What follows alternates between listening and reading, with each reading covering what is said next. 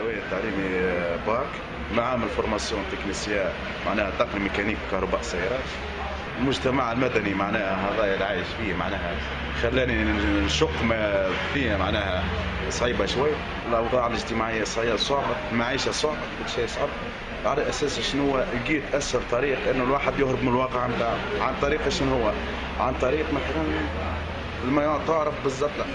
مرة لو قعدت مع جماعة أصحاب معناها على أساس معناها أصدقاء نلعبوا في الرمين دوروا جميع كذا كذا مني منك معاهم في الدماغ هذا الله يهديهم وكاو. نفيق الصباح لا نشرب لا قهوة ولا حد شيء يلزم نطرش الجارو صاروخ.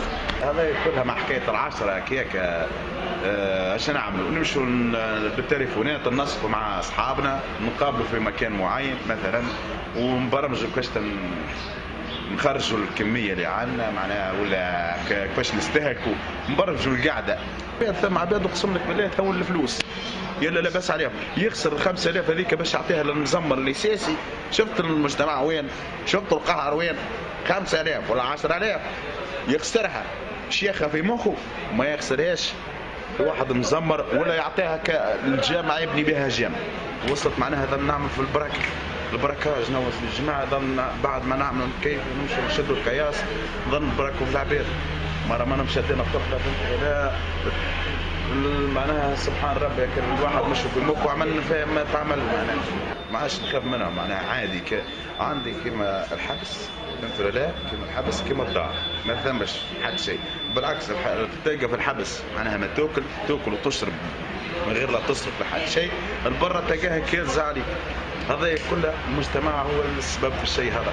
الاحساس انعدم عندنا في مخي. الاحساس الشعور المدني الغريزه الانسانيه في مخي ما عادتش.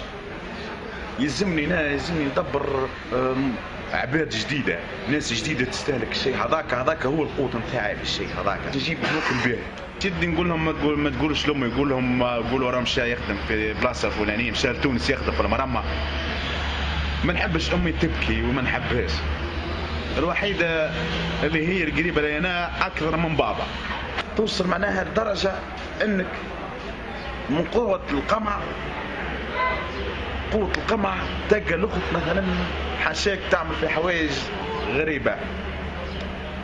تلقى اختك مثلا واحد في واقع في موقع في حاجه من تلقاها مثلا في حاله لا يرثى لها. ايش تحب تعمل انت باللحظه هذيك؟ تقتلها؟ ما تقتلهاش، تمشي تضرب جوته تاع قارو باش تفرد على مخك. من كثر واحد ما قامع ما يعبر عنه بعمر كم؟ عمر ازلع. اللغه الدارجه عمر ازلع باش تعرف معناها قوه الظهر وين تكون. ما عندي حتى برنامج في مخي هذا تمسح. زاد حكايتك 638 كيلو تاع الزطله اللي دخلت لتونس فرحت. تصور انت انسان كانه ماخذ الباك.